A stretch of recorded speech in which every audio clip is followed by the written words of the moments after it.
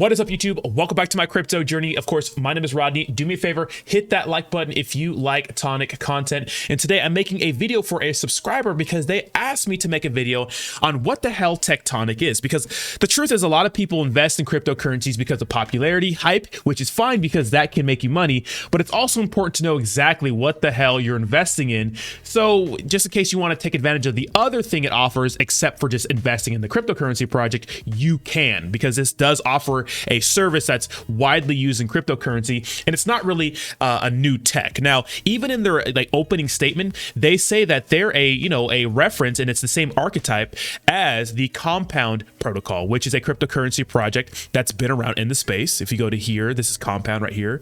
You can see that these guys launched over at the end of June in 2020. So these guys have been around for quite a while, right? Now we see Tectonic. Tectonic actually launched, if you go to all time, it launched right at the end of December of last year. So it's been around for less than a year. And what we did see with Compound is it did have a nice little price run up. We see the price went all the way up here at the first top of the last bull run because Bitcoin did peak right here in May and then peaked over in November, but this didn't peak again with the entire cryptocurrency market. But I think this thing started off as like a $500 million market cap and got all the way to a $4 billion market cap. So not the craziest returns on your initial investment if you got in at the launch, but it still did some pretty good things. Now, Tectonic, the reason why Tectonic is so popular for a few reasons. I think that one, it's such a low market cap that if you get into this project at $11 million and it goes anywhere near a $1 billion market cap, you're going to make a ton of money and a huge return on your investment. And Compound, you can get it on the Ethereum blockchain, and you can get other places here. But, it's an ERC20 token along with, other tokens, right? It's been bridged over, but it's ERC20 token, so it's super popular. Everyone can get their hands on it. Whereas Tectonic, you can only get it on the Cronos chain. And if you go to markets, you can only get it on crypto.com, right, as a centralized exchange, and on VVS Finance for a decentralized exchange. So it's widely unused. Now, this is not a tech that's been around. This is not a new tech. This tech has been around forever, and it was very, very popular, especially around this time last year. It's kind of an experiment in DeFi, and pretty much what you're doing is either A, providing liquidity for someone else, right, with your own cryptocurrency, or borrowing money with collateral, which can be very, very dangerous. And we'll talk about that right now. So let's read its opening statement. So it says, what is Tectonic? Tectonic is a decentralized, non-custodial, algorithmic-based money market protocol that allows users to participate as liquidity suppliers or borrowers. Suppliers provide liquidity to the market to earn passive income, while borrowers are able to borrow liquidity in an over-collateralized fashion. So you can provide liquidity and earn passive income, because when you provide liquidity to something or a protocol or anything like that, you get a portion of those fees. So it's like passive income. Of course, it's always better when the market is pumping because your crypto pumps as well, but you're still going to be earning some sort of passive income because you're providing liquidity. Now, borrowing can be a little dangerous, but it's over collateralized, which is good because that means you're putting a lot of money up front to borrow money, right? If that makes any sense.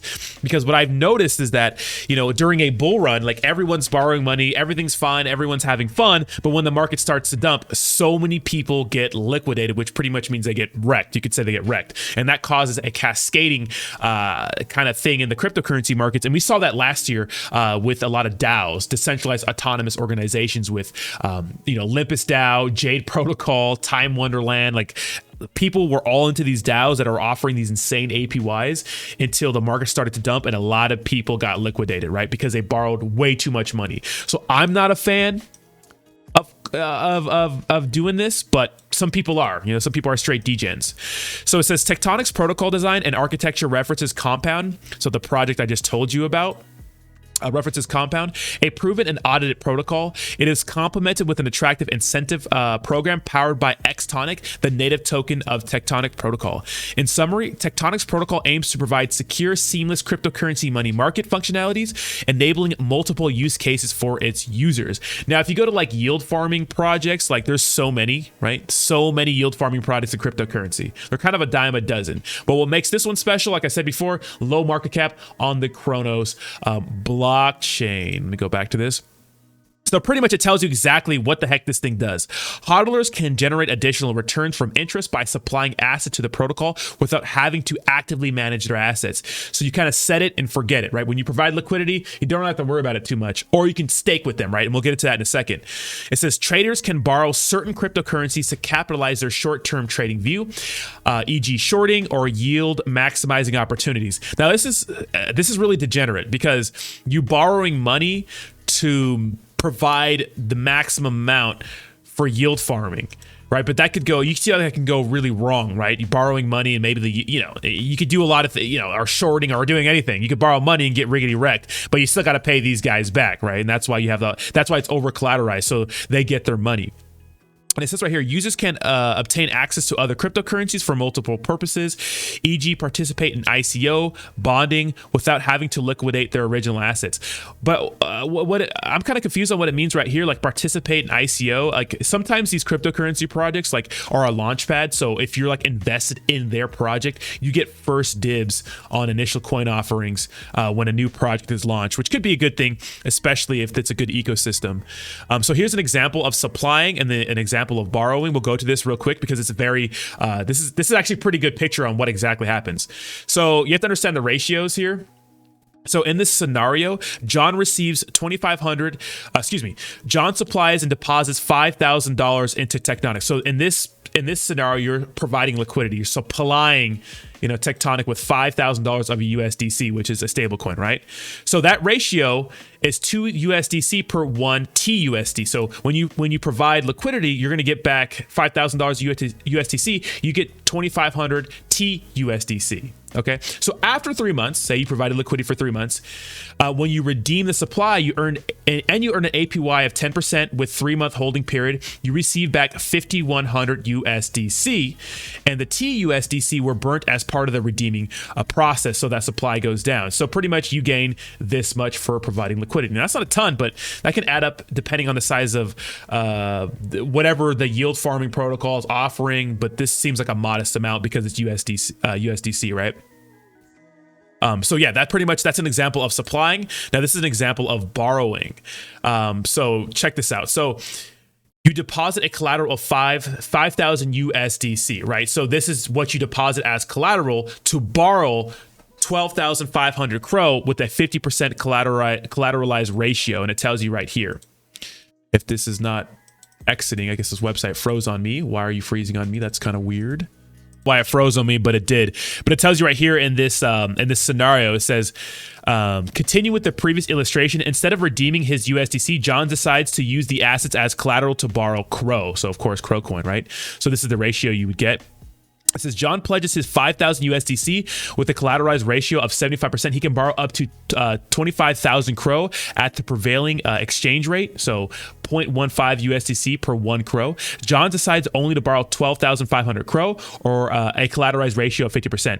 In 3 months' time, assuming a borrowing APY of 12% and constant USDC/CRO exchange rate, so of course it has to have this exchange rate, that's important, John will need to pay back his original balance and his accrued interest of a total of 12,875 CRO. It says if during the borrowing period the value of CRO or USDC increases as such that John's collateralized ratio beyond 75%, a liquidation event will occur to a portion of the borrowing in order to bring back the collateralized ratio to 75%, and so below 75%. So that's important, right? So whatever happens, you're going to have to pay these guys. So you pay back. So after 3 months, right, whatever your term is, you have to pay back, of course, that little bit of that 12% APY after 3 months. So instead of, for the borrowed 12,500 CRO, you're gonna have to pay back the 12,875 CRO, right? And of course, you'll get your collateral back if you go ahead and pay off your loan.